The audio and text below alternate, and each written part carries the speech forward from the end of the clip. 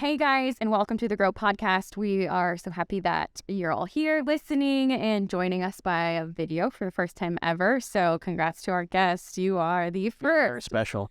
Absolutely. Very special. Well, I'm Ashley, your host for the monthly grain segment of the podcast brought to you by the Landus Grow Solutions Center. On today's episode, I have two guests joining me. So first we have Derek Hommer, who is with Nationwide.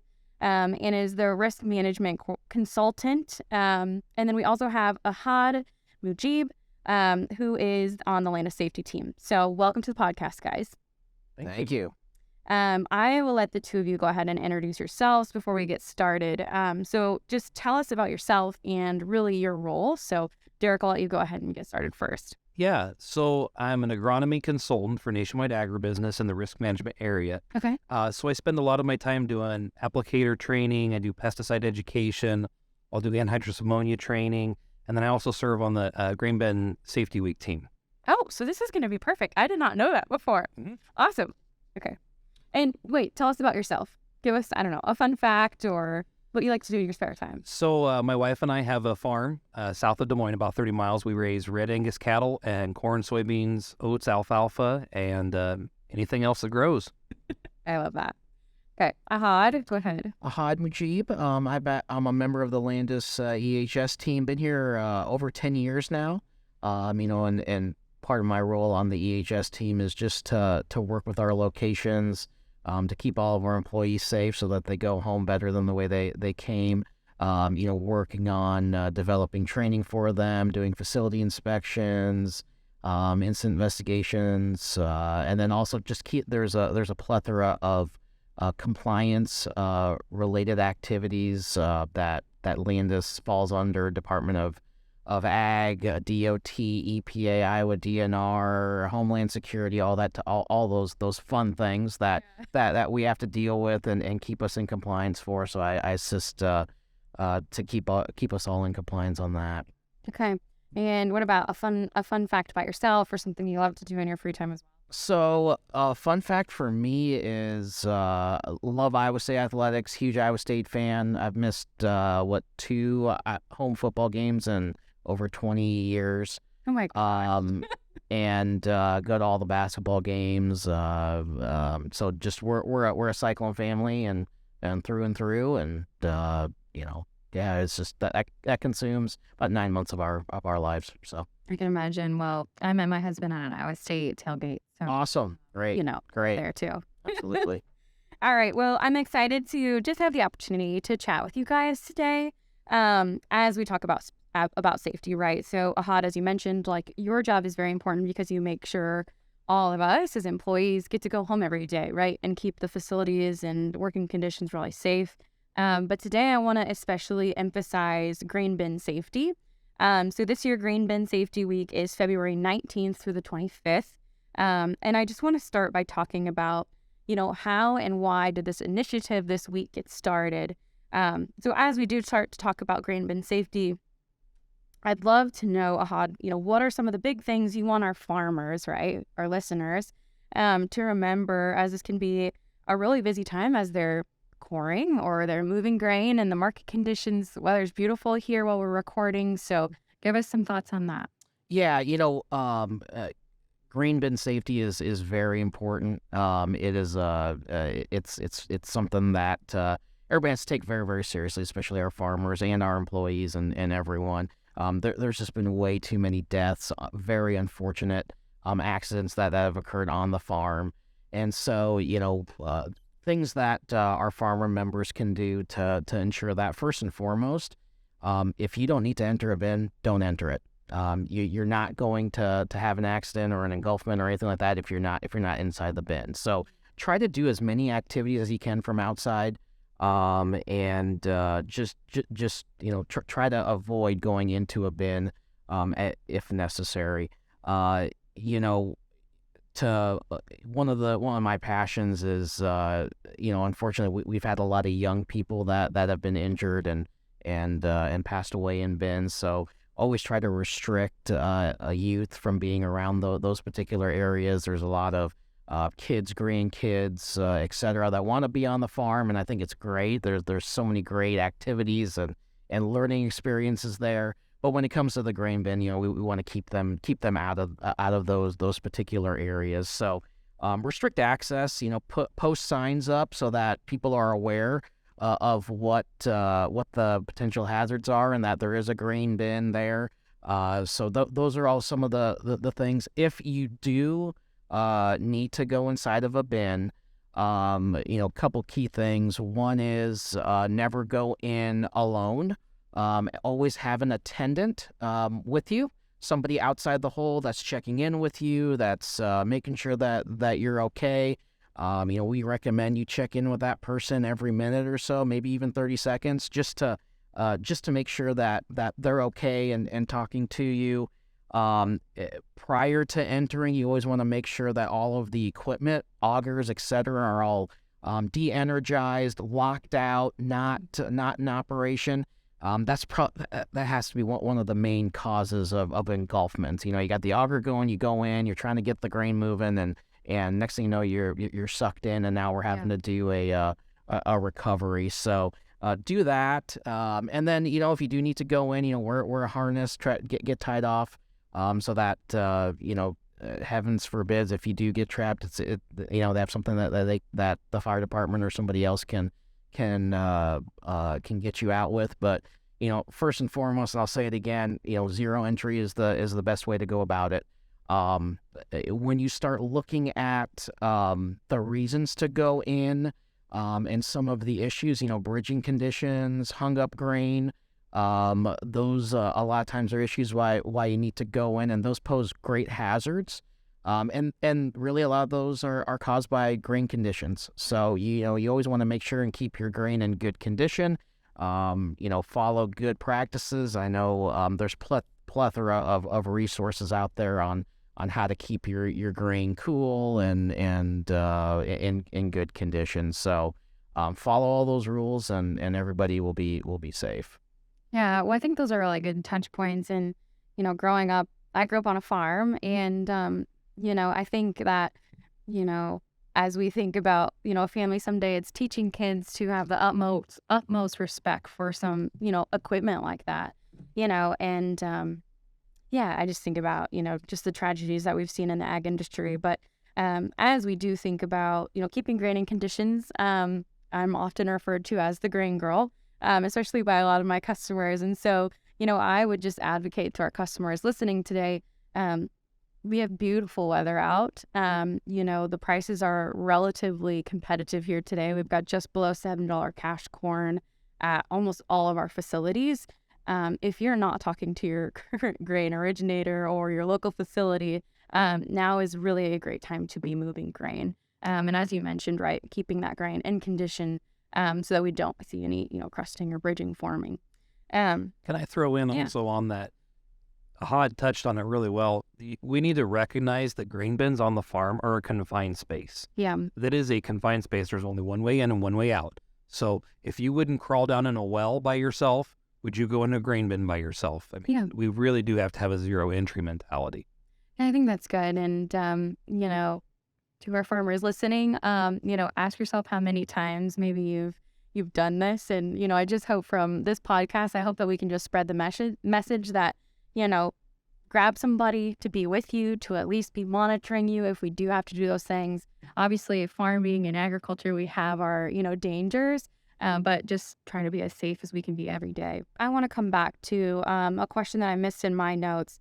Grain Bin Safety Week, we talked about February 19th through the 25th. Can you talk a little bit about how this week got started and really the initiative behind it? Yeah, so it was in 2014. Unfortunately, there was a grain bin entrapment and a resulting fatality. And the leadership at Nationwide Ag took it upon themselves and said, this is a space we really need to get involved. We're the number one insurer of farm. We insure a lot of these commercial grain facilities. We need to get involved and find a way to make sure people go home at night. And so they started the program. There's kind of three prongs to it. Number one is education. So we try to educate people about the hazards of grain bin safety. Number two is we have a lot of partners, and we raise money to donate grain bin rescue tubes to volunteer fire departments. We've donated a considerable number of them. And then three is we provide training with those tubes, which is really important, right? Because a chainsaw is a great tool, But if nobody teaches me how to run a chainsaw, how good can I really be with it? And so the training that our partners, the National Education Center for Agricultural Safety, with NECAS, every time we donate a grain bin rescue tube, we provide training with that tube on how to use it, when it can be used, and how to safely go in there and rescue a victim without becoming a victim yourself. Yeah, I think that's awesome. And, as we celebrate this week and advocate for this week, I think it's important that we know the reason why it got started. And, I think these things are always really sad, right? So we have an incident happen, but from that incident, at least we're moving forward, right? Hoping to not have more incidents happen. Right. Absolutely. Okay. Well, Derek, again, another question for you. From your position at Nationwide, can you tell us, how many grain engulfment incidents or other grain bin incidents, do you guys typically see a year? So the number of grain bin entrapments is a pretty hard number to come up with because so many of them remain unreported. If somebody goes in and somebody else can rescue them, do they ever really report it? No. So safety statistics on the farm can be really hard to come by. One resource that I can use and that I cite is Purdue puts together an annual confined spaces report of known issues. And I will tell you that between 2007 and 2021, there was 504 entrapments recorded, documented. What the actual number could be, might be significantly more. Now, I have seen the number of entrapments annually has gone down the last 4 or 5 years from a high, which is great. Yeah. But there are still a number of them probably undocumented every year. Oh, for sure. Just a follow-up question to that, what are some statistics as we think about, the sad but fatalities that might have occurred, as we talk about grain bin safety, but also just confined spaces in general? Yeah, so a couple of statistics that I'll throw out. 56 is the average age of an entrapment victim. 64% of confined space accidents are grain entrapments. And then my third statistic is 100%. And 100% of grain bin entrapments were preventable by nobody entering that bin to start with. Just really truly back to your point, Ahad, right, of the only way to prevent a grain bin entrapment situation is not to enter. Okay. Well, moving on, I want to chat about, resources like you touched on that are available to local fire departments on grain bin safety and grain bin entrapment rescue equipment because Landus has the initiative as well as Nationwide.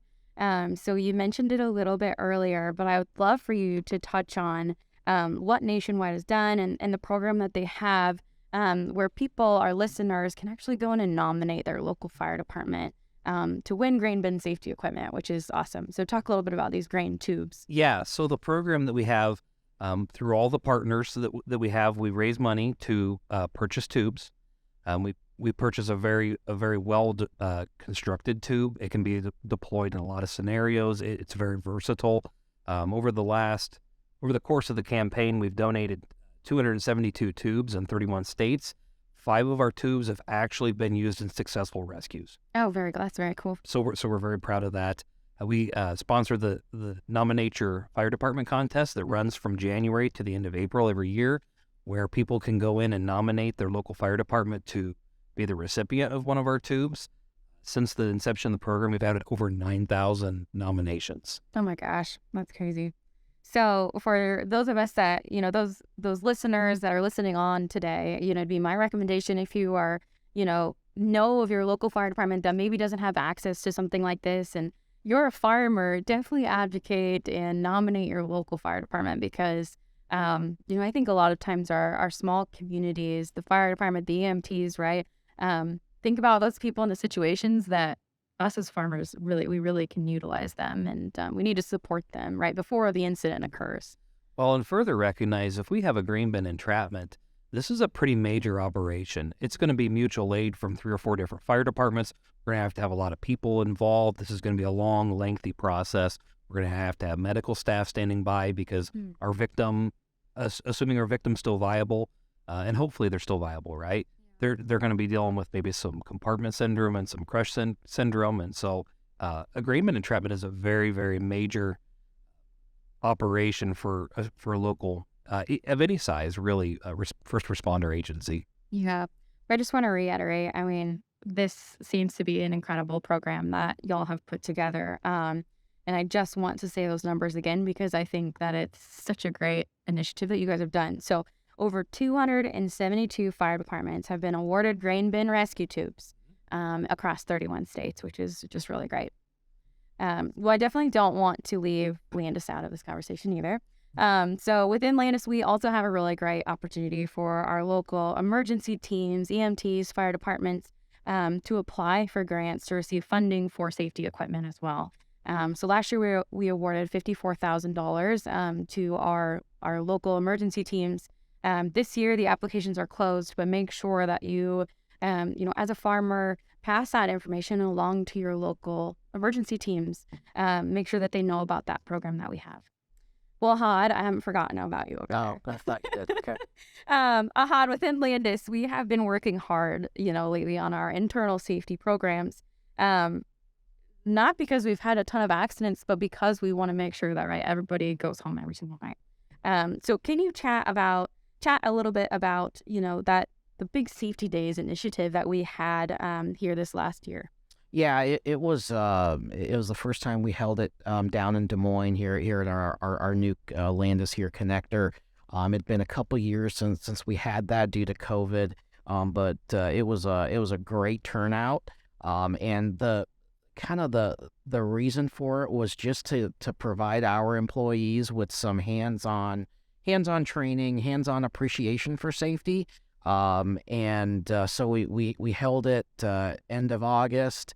We had about four different activities, stations would be a better term that we had our employees go through. The one that was probably the most well received was our grain entrapment simulator, which actually got our employees an opportunity to actually be the victim in a controlled environment and actually get entrapped, and then to utilize those tools that Derek was talking about with the grain rescue tubes, and actually how do you utilize those to actually retrieve someone and rescue someone. So, again, we hope we never have to use those. We hope we never have to use those skills, but more importantly, it gave that appreciation and that recognition of, what would it be like if this were to happen, and gave that real life,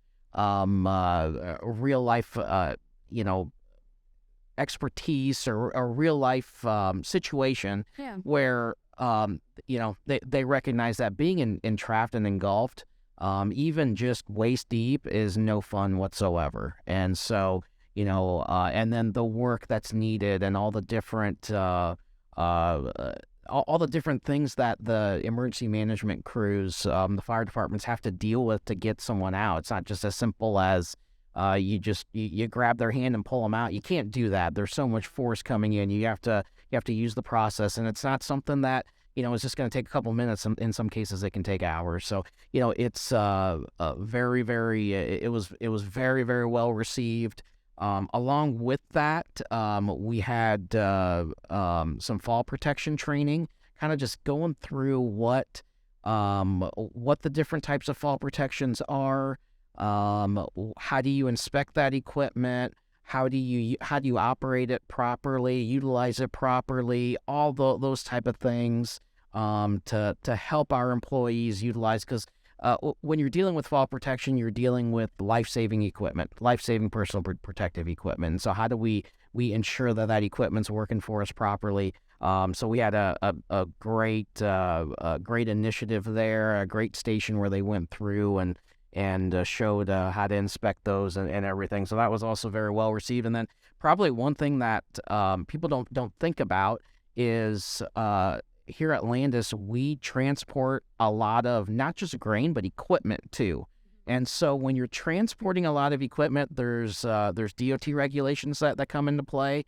And ultimately that's the safety and well-being of our public, because the last thing we want is for there to be some type of accident or anything like that. So we actually had the DOT come out and go through how to actually inspect your trailers, and specifically also on anhydrous ammonia rigs, what to make sure that we've got there, because again, that's a very hazardous chemical. Derek knows a lot about that. So ensuring that all the equipment is proper as you're moving that tank down the road. So did a lot of just inspection, understanding, getting the perspective of the DOT on that, and got some great responses from that. And then lastly, we had the Des Moines Fire Department here. Des Moines Fire has one of probably the top hazmat crew in the state. And so if we do happen to have an anhydrous release or some type of incident like that, they're the ones that would be responding. And since we've moved down here at the Des Moines connector, early on we reached out to them and wanted to build a good relationship with all the resources that they have, and they have been phenomenal to work with. And so they actually brought out their hazmat crew. They did a quick case study on a situation that occurred here in central Iowa, and how they reacted to it, and how our employees can assist if heaven forbid something like that were to happen. Just to train everyone, and got to really experience that firsthand. So just a great relationship that we've been able to provide, and we're already talking with them to do other types of trainings here in the future. So it's a great relationship now that we're down here in downtown Des Moines. Awesome. And I mean, I want to commend you and your safety team, right? What a huge initiative that you guys put on. I don't know what % of our employees attended, but it was huge. And I think the thing that was really cool about it was employees across the board, right? Absolutely. And so, yes, we had our operations people there, but we also had our field team there, and even people, in accounting or whatever. I think safety is important no matter what role you play here, right? I might not be physically dealing with anhydrous day to day, but I have other things. I drive lots of miles, and so we all have our things we need to take into consideration. But I thought it was extremely interesting. I remember pulling up to safety days and going, DOT's here. That's interesting. I hope everything's okay. And then I quickly realized, oh gosh, it's safety days. So, yep. What a cool, I think, partnership that, we have done a really great job of here at Landus. And I commend you and your team of just working with people like the DOT, and working with the Des Moines Fire Department just to make sure that we're utilizing the connections that we have. And, Derek, that's one reason why we've got you here today is we're literally looking across, right? And we can see nationwide. Absolutely. Well, I want to go ahead and move, before we move out of grain bin safety, I really, really, really want to encourage our listeners to chat with Nationwide and just a number of our grain bin companies that we have coming to the Innovation Connector. There's lots of grain bin safety technology and other bin technology that's come out that, I encourage you, come to our connector events. We will go ahead and put registration in the show notes so that you can self-register for that. Make sure you come to one of those. I promise you it is a wealth of knowledge for you to come and enjoy. It's also a really great opportunity to network with folks like myself and other people that, are representatives for you and your facilities and farms on behalf of Landus. So, all right, Derek, I want to chat with you. One of the reasons why you're here is we are going to have Nationwide in the Innovation Connector. And so we thought, why not just have somebody come in and talk to us, during this week as well. And so I want you, if you can, to highlight on this and tell me if I'm saying it wrong. What is it? The Ahad? Ahad. Okay. Ahad Fire Extinguishing Ball, and really how Nationwide, we'll be highlighting that tool at the connector and how they'll present it to farmers. Yeah, so there's going to be a couple of technologies that they're going to bring to those that's going to be kind of neat. So we have a number of innovation teams that are always kind of out looking for new technology, whether it's life safety technology or property protection technology or whatever it is. And the Ahad Fireball is kind of a neat thing. You can mount it in an area like an engine compartment. You could toss it into a fire. As soon as flames impinge upon the outside of it, it basically activates and detonates, so to speak, this extinguishing agent that it's full of. So for me personally, I'm thinking about my farm and where it would be handy to have, and I'm thinking in the combine, right? Yeah. Because I'm a volunteer firefighter too. If my combine catches on fire, by the time they trip for fire response, by the time they get dropped, get to the truck out to the field where I'm at, I've got a lot of minutes. And there's a lot of these combine fires and stuff that start really pretty small. So if I had a way to extinguish that quickly at the beginning, I can either completely extinguish it or at least slow it down, because a fire typically doubles in size every 2 minutes or every minute. And so think about the combine, right? The motor's up on top of my combine at the very rear of it. So if I could toss this thing up instead of opening up the side panel, trying to get the ladder out, trying to climb up the ladder and extinguish the fire, I can toss this thing up on top of there if I've got any kind of lob at all. Right? It starts to push out that fire. Now I have a chance to grab my fire extinguisher and actually climb the ladder and maybe be able to put out fire. So there's a lot of really neat ways that you can use some sort of technology like that. That was just the first one that came to my mind. Yeah. One, I was reading, an article on Nationwide's website, and there's a picture here on this article where the fireball is actually mounted inside the cab, but I've also, read on here that they can be mounted, like you said, by the engine. So, that may be the first potential part that, goes up in flames and could be set off right away. So yeah, I think they're using them. That one of the applications I had seen them used well for is boats.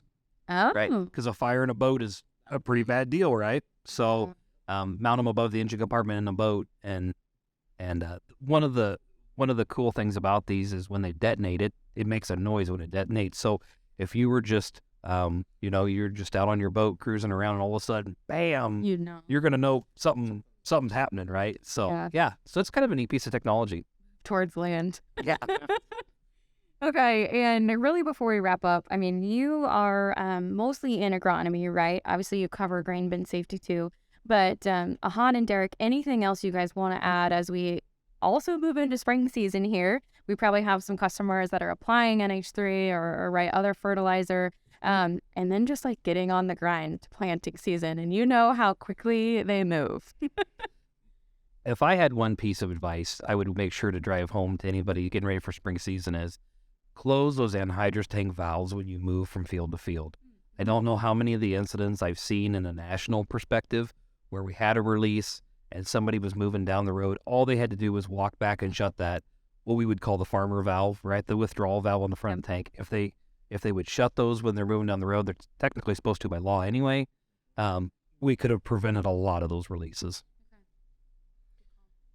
Two things. I think if you are pulling in an anhydrous rig, I would say just take it slow. Don't speed, don't go fast, follow the rules there. And then, if you are applying anhydrous,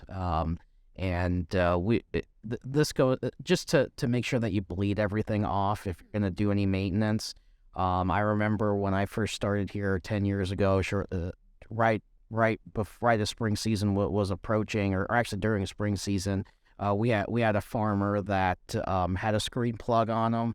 Went to go and repair it himself, but forgot to bleed it off and open it up, and just anhydrous went everywhere, and was luckily the individual wasn't blind but had burns on their upper body, arms, shoulders, things like that. So just those little things. Make sure you're wearing the right PPE, gloves, goggles whenever you're handling any of these chemicals. Just do the little things, and you'll have big success. So that's my encouragement to all of our farmer members. Slow down. Always make sure we bleed things off. Have the right personal protective equipment on, and you'll have a safe and productive planting season. Yeah. And I think, the one comment that I would make to our listeners too, right? Whether you're a farmer or an agribusiness, spring is busy if you're in rural Iowa. And so I always have to remind myself, even though I live and breathe farm, right? We all need to slow down a little bit on the roads. Absolutely. Make sure that we're looking out for our farmers. And so that would be just my piece, as, we want to make sure everyone gets to go home safe. Well, anything else you guys want to add here? I could talk for about another 2 hours, so let's just call it. This is you are the safety guy, right? Yep. Both of you live and breathe this, and so I just want to thank you guys both for joining me today on the podcast. I'm not sure that this is the most fun topic to talk about, right? And I'm by no means an expert at this, but I think that this is such an extremely important topic that we don't talk about enough. And so I'm glad that we got the chance to talk about safety today, even though this is the grain podcast, but, talk to our farmers, our members, about the importance of remaining safe on the farm, both through grain bin, and, as we get busy in spring. So thank you to our listeners as well for listening in this month's segment of the Grain Podcast. Be sure that you check out those show notes to, check out some of these articles by Nationwide, as well as sign up for our Innovation Connector, and be sure not to miss a segment of the podcast by making sure that you're subscribed. So thanks for listening.